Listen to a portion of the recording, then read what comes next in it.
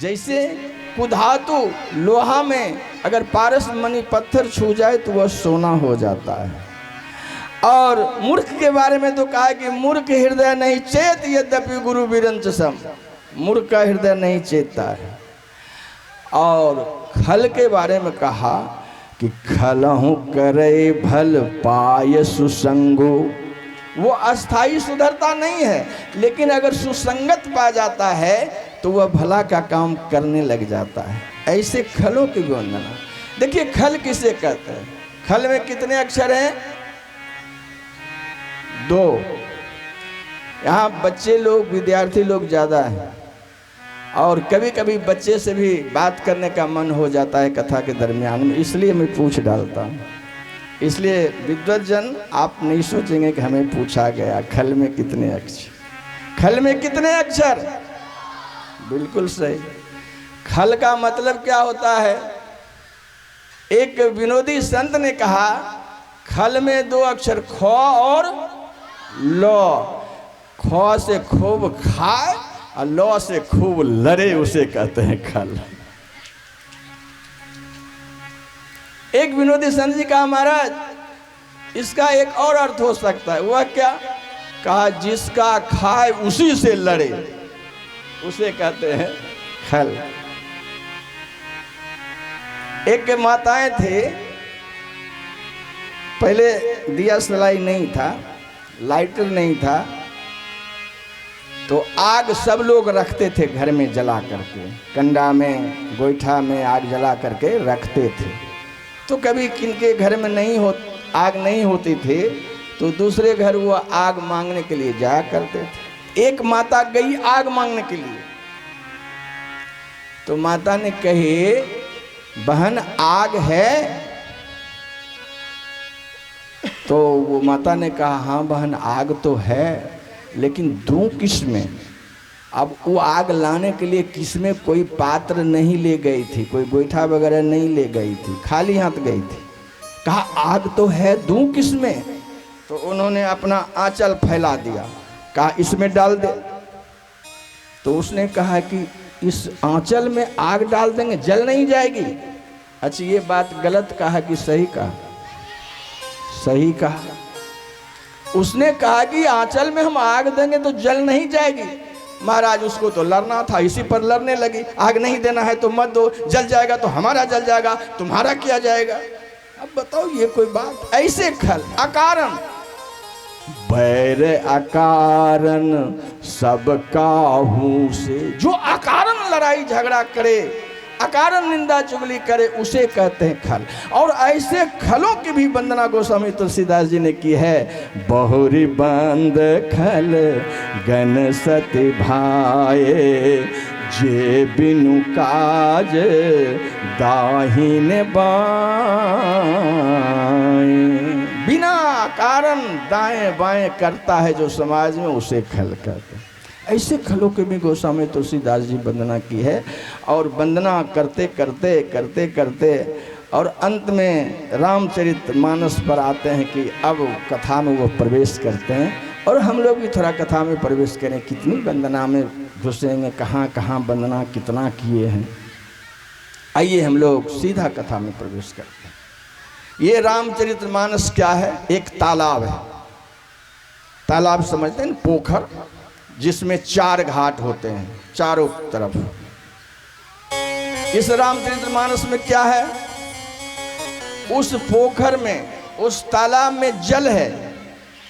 इस तालाब में क्या है? श्री सीताराम जी का सुयस रूपी जल है। श्री सीताराम जी की कथा है इसमें। और 4 घाट हैं, चारों घाट पर 4 संत रहते हैं। चारों जगह वक्ता भी हैं, चारों जगह श्रोता भी हैं, और सब कथा चल रही है। सुठी सुंदर संवाद पर बिरचे बुद्धि विचार, ते यही पावन सुभग सर घाट मनोहर चार। ये 4 घाट। अच्छा ये चारों घाट पर कौन कौन से हैं? पहला घाट पर नीलगिरी पर्वत पर कागभूषुंडी जी हैं, वहाँ कथा चल रही है। उनके श्रोता कौन? गरुड़ जी। दूसरा घाट है हिमालय पर्वत पर शंकर भगवान हैं। शंकर भगवान राम कथा कह रहे हैं और उनके श्रोता कौन है? मैया पार्वती। 2 घाट हो गया। तीसरे घाट पर तीर्थराज प्रयाग है, जहाँ याज्ञवल्क्य जी कथा कर रहे हैं। याज्ञवल्क्य जी महात्मा हैं, मुनि हैं, ऋषि हैं, संत हैं, जो कह लो। याज्ञवल्क्य जी कथा कर रहे हैं और भरद्वाज ऋषि कथा श्रवण कर रहे हैं। और चौथा घाट है दीनता का, जहाँ गोस्वामी तुलसीदास जी कथा कर रहे हैं। उनका श्रोता कौन है? उनका श्रोता है उनका मन। अपने मन को कथा सुना रहे हैं। देखो, कथा सुनो और उसे मन में उतारो। अपने मन को समझाओ कि हमने कथा में क्या सुना, कथा से क्या सीखा, जीवन में हमारा कौन कौन सी उपयोगी बातें हैं, उसको धारण कर लो। बस ये कथा का फल है। अभी देखो 5 वर्ष पहले 2017 में कथा हुई थी आपके गांव में। 5 साल पूर्व, अभी 6ठा साल है, 5 साल पूर्व जो बालिकाएं कलश उठाई थी, जो बालिकाएं पूजन किया था, अब वो बड़ी होके कोई ससुराल चली गई, कोई कहीं चली गई। लेकिन उनको भी अभी जब मोबाइल बजता होगा घंटी तो जरूर मिलता होगा कि अपने गांव में फिर कथा हो रही है। उसे संस्कार जो मिला, सुबह में संस्कार देने का ही काम। आप लोग आते हो लेट में, राम सजीवन दास जी महात्मा ये संस्कार देने का काम करते हैं। सुबह वह बैठते हैं 8 बजे 9 बजे, आप लोगों की प्रतीक्षा करते हैं, समय पर आया करो। ये जीवन में बड़ा सब काम की बातें हैं, सीखा करो तो उन्हें याद रहता है कि हमें ये सिखाया गया था, जीवन में काम आता है कथा। ये 4 घाट पर जो है गोस्वामी तुलसीदास जी अपने मन को प्रबोध दे रहे हैं। तो ये चारों घाटों पर कथा चल रही है। तो हम लोग एक घाट से कथा प्रारंभ करते हैं, जहाँ तीर्थराज प्रयाग, जहाँ याज्ञवल्क्य जी भरद्वाजी कथा श्रवण कर रहे हैं। अभी कार्तिक मास है। जिस तरह से सिमरिया घाट में कल्पवास हो रहा है, वही प्रयागराज में भी कल्पवास चल रहा है। लेकिन मुख्य रूप से वहाँ माघ में मेला लगता है, मकर संक्रांति के अवसर पर। माघ का समय था और 1 महीना लोग कल्प स्नान करते थे, कल्पवास करते थे और वहाँ 1 महीना कथा श्रवण करते थे। संतों के द्वारा अमूल्य वाणी को अपने जीवन में उतारते थे। 1 महीना चलती रही, फिर सब की विदाई होने लगी, अपने अपने ठाकुरबाड़ी को जाने लग गए। तो भरद्वाज जी ने याज्ञवल्क्य जी को रोक लिया। याज्ञवल्क्य जी से कहा, हे महाराज आप थोड़ा दिन और रुको। कहा क्यों? अब तो सब लोग जा रहे हैं, अब हम अपने कुटिया को भी तो देखना है। तो उन्होंने कहा कि महाराज मुझे एक संशय है, उस संशय को मैं मिटाना चाहता हूँ। नाथ ये एक संशय बर मोरे, करगत वेद तत्व सब तोरे। ये वेद तत्व को आप जानते हो महाराज, ये संशय को हम मिटाना चाहते हैं। अब भरद्वाज ऋषि के मन में संशय। याज्ञवल्क्य जी ने कहते हैं, भरद्वाज ये कैसी बात कर रहे हो? संशय? तुम्हें उत्तम वास है, रात दिन भगवान का भजन करते हो, तपस्वी हो, फिर भी संशय? कहा हाँ महाराज। याज्ञवल्क्य जी रुक गए। कहा बताओ क्या संशय है? अब जरा ध्यान से सुनिए क्या संशय है। उच्च कोटि के महात्मा। अच्छा महात्मा कितने बड़े, ध्यान से सुनिए। जब 4 बजे सुबह भरद्वाज ऋषि स्नान करने के लिए गंगा के तट पर आते थे और सीढ़ी पर नीचे उतरते थे तो गंगा मैया 2-4 सीढ़ी ऊंचा उठ जाया करती थी। एक संत ने देखा कि ये गंगा मैया ऊपर क्यों उठती है। जब जब भरद्वाज ऋषि आते हैं तब तक गंगा मैया ऊपर उठ जाती है। गंगा मैया से पूछ दिया, माँ ये क्या बात है। तो गंगा माँ कहती है, बेटे जब माघ का मेला लगता है तो दूर दूर से लोग आते हैं, स्नान करते हैं, अपने पाप को धो करके चले जाते हैं और पाप इकट्ठा मेरे ऊपर हो जाता है। अब मैं इस पाप की गठरी को कहाँ धोऊं, कहाँ रखूं। तो संत के चरण में वो शक्ति है कि पाप मिटा डालता है, पाप को भस्म कर देता है। सो मैं भरद्वाज ऋषि के चरण छूने के लिए ऊपर उठती हूँ, इस पाप को भस्म करने के लिए। इतने उच्च कोटि के संत थे भरद्वाज ऋषि, जो गंगा मैया भी चरण छूने के लिए ललायित रहती थी। और आज ऐसे भरद्वाज जी को संशय है। क्या संशय है कि राम कवन प्रभु पूछूं तो ही, राम कवन प्रभु पूछूं तो ही, राम कवन प्रभु पूछूं तो ही, राम कवन प्रभु पूछूं तो ही, राम कवन प्रभु पूछूं तो ही, कहिए बुझाए कृपा निधि मोहि, कहिए बुझाए कृपा निधि मोहि। महाराज हमें समझा दीजिए ये राम कौन है। अब बताओ, आजकल के लोग राम पर शंका करते हैं, राम का भजन नहीं करते हैं, राम की निंदा करते हैं, नहीं मानते हैं राम की। तो कौन आश्चर्य की बात है, इसमें आश्चर्य की क्या बात है। जिसकी जितनी समझदारी वो उतना जानता है। भरद्वाज ऋषि भी ऐसा प्रश्न कर रहे हैं, ये राम कौन है। याज्ञवल्क्य जी ने सोचा कि इतने उच्च कोटि के संत और ये प्रश्न कर रहे हैं राम कौन। इतना ही नहीं, राम नाम का अमित प्रभावा, संत पुराण उपनिषद गावा, संतत जपत शंभु अविनाशी।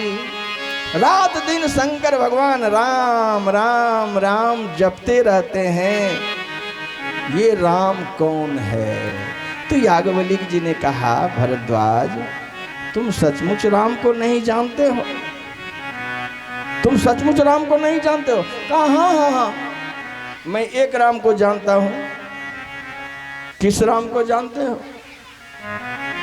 कहा एक राम वो जो दशरथ का बेटा राम है, जो अयोध्या के सम्राट महाराज दशरथ जी उनका बेटा राम, उनके बारे में मैं जानता हूं, जिनका चरित्र सभी लोग जानते हैं। क्या जानते हैं कि नारी विरह दुख लहेउ अपारा। सीता का हरण हो गया और नारी के विरह में इतना दुखित हुए, इतना दुखित हुए कि भयउ रोष, क्रोध आ गया, रावण मारा, रावण को मार दिया। क्रोध में आकर के रावण को मार दिया। कहा तो इसमें संशय क्या है। जिस राम के बारे में तुम जानते हो। कहा महाराज मैं ये जानना चाहता हूं कि यही वो राम है जिस राम को शंकर भगवान रात दिन जपते रहते हैं। गोस्वामी तुलसीदास जी ने कहा, सिया राम मैं सब जग जानी, सब जगह राम है। और कबीर साहब ने 4 राम का वर्णन किया है। एक राम दशरथ के बेटा, उन्होंने कहा एक राम दशरथ का बेटा है, एक राम घट घट में लेटा, और एक राम घट घट में विराजित हैं, एक राम किन जग विस्तारा, एक राम जगत से भी न्यारा। अब किस राम को मानते हो? तुम्हें संशय किस बात की है? तो भरद्वाज जी ने कहा यही तो संशय है महाराज कि भयउ रोष रन रावण मारा। क्रोध में आ गए। जिसको हम भगवान मानते हैं, जिनको हम घर घर पूजा करते हैं, वो इतने कामी, नारी विरह दुख लहे हुआ पारा, नारी के विरह में रोते फिरे। सब जानता है कि ये सब माया है, ये कुछ नहीं है। फिर नारी के विरह में वह भटक रहे हैं, पूछ रहे हैं हे खग मृग हे मधुकर श्रेणी, तुम देखी सीता मृग नैनी। एक तो यह, अगर भगवान है तो ये काम उनको क्यों सता रहा है? नारी के विरह में क्यों परेशान है? अगर भगवान है तो ये क्रोध क्यों आया? क्रोध में आके क्यों रावण को मार दिया? जिसके पास काम हो, क्रोध हो, इसीलिए संशय है महाराज कि वो राम कोई और है या दशरथ के बेटा ही राम हैं।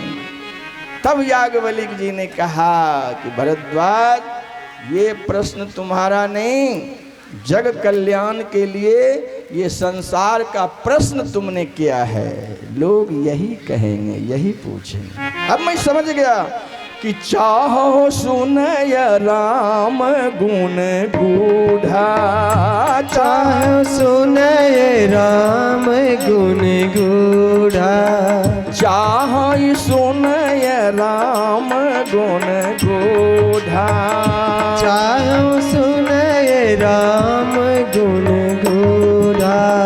किन्हु प्रश्न मनहु अति बूढ़ा, किन्हु प्रश्न मनहु अति मूढ़ा। चाहु सुनय राम गुण गूढ़ा, चाहु सुनय राम गुण गूढ़ा। अब मैं समझ गया कि तुम राम जी के गूढ़ रहस्य को जानना चाहते हो, तो सुनो। तात सुनो सादर मन लाए, लेकिन ध्यान देकर के श्रवण करना पड़ेगा। तुमने बहुत उत्तम प्रश्न किया है, लेकिन सुनो, मन लगा करके सुनो। आप लोगों से मैं आग्रह करता हूँ, आप लोग भी मन लगा के कथा श्रवण करें, नहीं तो मन से कथा उतर जाएगी। यहाँ से रोड पर जाओगे कथा उतर जाएगी। इसलिए कथा सिर पर नहीं, कथा को दिल में उतारो। एक बार मुरारी बापू से मुलाकात हुई राजस्थान में, तो सानिध्य प्राप्त हुआ। एक मंदिर में संयोग देखिए, एक मंदिर में दर्शन करने के लिए हम गए थे, वहाँ बैठे हुए थे। अचानक उनकी गाड़ी आई, वो भी दर्शन करने के लिए पहुँचे, साथ में शामिल हो गया, साथ साथ गया। जहाँ बैठे वहाँ बैठा, परिचय पात्रा में अयोध्या से, क्या करते हो? अब उनके सामने कैसे कहें कि राम कथा करते हैं? बड़े लोगों से तो संशय भय लगता है ना। महाराज थोड़ा बहुत राम कथा कर लेते। तो उन्होंने कहा राम कथा करो नहीं, राम कथा जियो। कितनी अच्छी बात कही एक शब्द में। राम कथा जीने की चीज है, राम कथा जियो। जो राम कथा जी लिया वो साक्षात भगवान को प्राप्त कर। याज्ञवल्क्य जी ने कहा कि हे तात, तात सुनहो सादर मन लाए, कहूँ राम के कथा सुहाई। बहुत सुंदर कथा है, श्रवण करो। अरे ये तुम्हारा प्रश्न क्या है? ये प्रश्न कब का हो चुका है, लोग जानते नहीं है। ये प्रश्न आज का है, कोई नई बात थोड़े कुछ कह रहे हो। ये सब प्रश्न तो पहले हो चुका है। कहा महाराज सुनाओ कथा।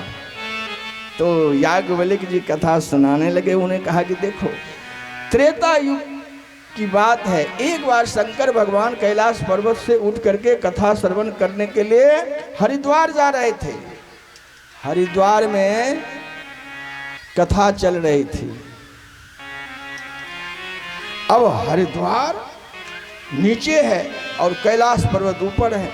आप जाओगे बद्रीनारायण धाम, जाओगे केदारनाथ, जाओगे तो सब तो उसी मार्ग में हरिद्वार से ही ऊपर उठना शुरू करोगे। कहा अगस्त ऋषि कथा करने जा रहे हैं, सो शंकर भगवान चल पड़े।